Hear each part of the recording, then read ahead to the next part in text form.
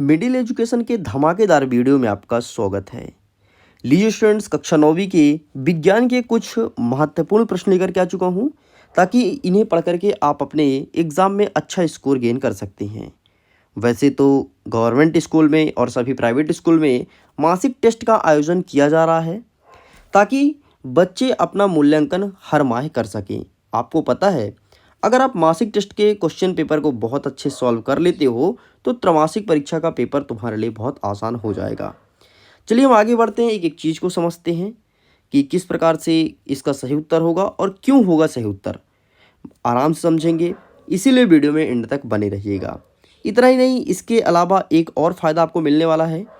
PDF का link दिया गया है नीचे डिस्क्रिप्शन बॉक्स में, जा करके आसानी से पीडीएफ को डाउनलोड कर सकते हैं।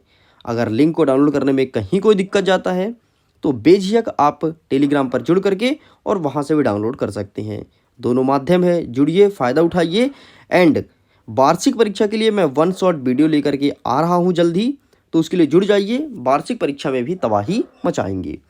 देखिए, प्रश्न क्रमांक 1 कह रहा है कि सही विकल्प चुन करके लिखो। इसमें पहला नंबर कहता है कि कार्डियाक पेशी पाई जाती है। मतलब सिंपल से कह रहा है कि कार्डिया कहाँ पाई जाती है, तो हृदय में पाई जाती है। ठीक, तो इसका सही आंसर ऑप्शन नंबर आ ही लगाना है। नेक्स्ट कहता है कि तंत्रिका ऊतक की कार्यात्मक इकाई क्या होती है। अब देखो, ऑप्शन दिया है न्यूरॉन, न्यूट्रॉन। ठीक, वैसे तो ये होते नहीं है दोनों। अब इसमें कन्फ्यूजन होगा बच्चों को कि न्यूरॉन होता है कि न्यूट्रॉन। देखो बेटा, जो न्यूट्रॉन है वो एक इलेक्ट्रॉन है एंड तंत्रिका ऊतक की जो कार्यात्मक इकाई है उसे न्यूरॉन कहते हैं। तो यहाँ पर आपको न्यूरॉन लिखना है। आगे बढ़ते हैं। एम द्रव्यमान की वस्तु का वेग अगर v है तो इसका संवेग क्या होगा, तो एम वी का स्क्वायर होगा, अर्थात ऑप्शन नंबर बी में टिक करना है। नेक्स्ट कहता है कोई वस्तु अपने आप चलना प्रारंभ नहीं कर सकती, अपने आप नहीं रुक सकती और ना तो स्वयं गति की दिशा को बदल सकती है बिना बाह्य प्रयास के। अपनी आकृति आकार को भी नहीं बदल सकती, वस्तुओं की इस गण को कहते हैं। सिंपल से यार, तुम देखे होगे, जैसे तुम बॉल फेंकते हो तो बॉल अपने आप नहीं रुक जाती है या फिर बॉल अपने आप चलना प्रारंभ नहीं करती है। अगर इनमें कोई क्रिया होता है तो कोई ना कोई बाह्य बल देना पड़ता है। अब बोलोगे यार सर, हमने गेंद फेंका और गेंद लुढ़कते लुढ़कते लुढ़कते लुढ़कते आगे चल के रुक गई। देखो, रुक गई आगे चल के तो तुमने तो उसको नहीं रोका, लेकिन जो आपका ज़मीन है ना, ज़मीन के बीच और ज़मीन और गेंद के बीच जो घर्षण बल लगता है, उस बल के कारण तुम्हारी बॉल लुढ़कते लुढ़कते धीरे धीरे रुक गई है। और बॉल अगर रखी है तो जब तक धक्का नहीं दोगे तो अपने से नहीं चलेगा। ठीक, तो मतलब उसमें कोई ना कोई हमें क्रिया प्रतिक्रिया करना पड़ता है, इसे कहते हैं जड़त्व। तो इसका सही आंसर है, देख लो यहीं पर दिया गया है। Got it? मैं उम्मीद करता हूँ समझ आया होगा। आगे देखते हैं दूसरा नंबर, रिक्त स्थान की पूर्ति कीजिए। पहला नंबर कहता है एक्सोन डैश डैश उत्तक का भाग होता है। तो एक्सोन जो है बेटा वो न्यूरॉन उत्तक का भाग है।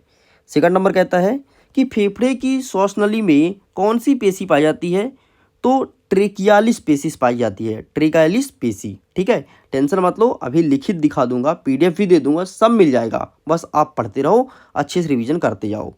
तीसरा नंबर कहता है कि क्रिया एवं प्रतिक्रिया बल डैश डैश के दिशा में कार्य करते हैं।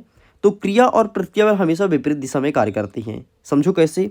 देखो, यहाँ पर दीवार है, दीवार में तुम एक रबड़ बांध लो और रबड़ को तुम खींचो, तो ध्यान दोगे कि रबड़ को जितना तुम ताकत लगा खींचोगे तो दीवार भी रबड़ को उतना ही खींचेगा। कैसे बोलोगे सर?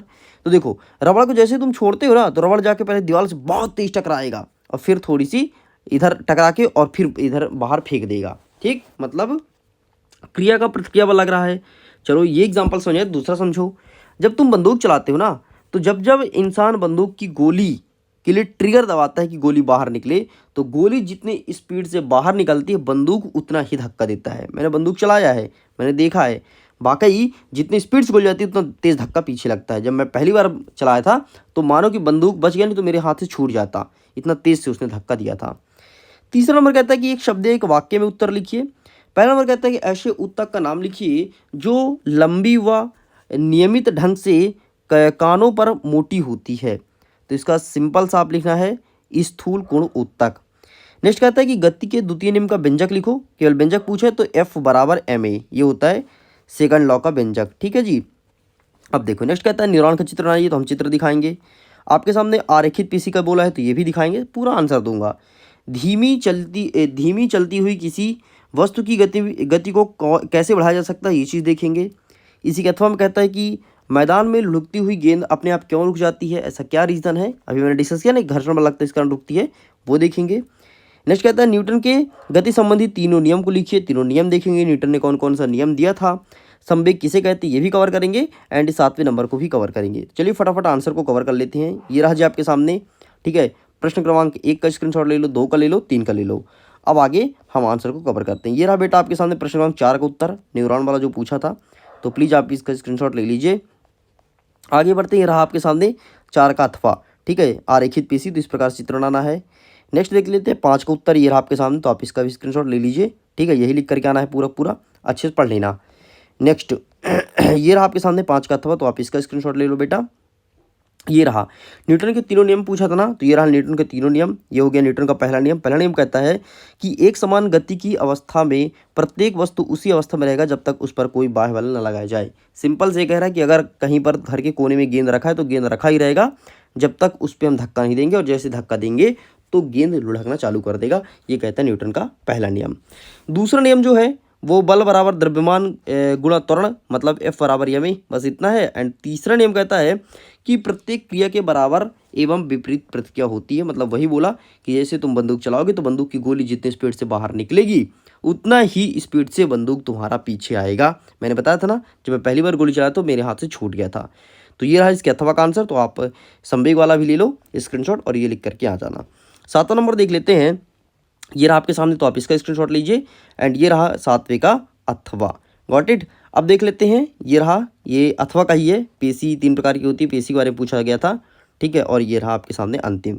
तो इस प्रकार के स्टूडेंट्स पूरे जितने भी क्वेश्चंस आपके मासिक मूल्यांकन अगस्त माह में थे कंप्लीट कर दिया हूँ। अच्छे से प्रिपेयर कर लेना। त्रैमासिक परीक्षा में यहीं से क्वेश्चंस देखने को मिलेगा। PDF को डाउनलोड कीजिए, लिंक डिस्क्रिप्शन बॉक्स में है।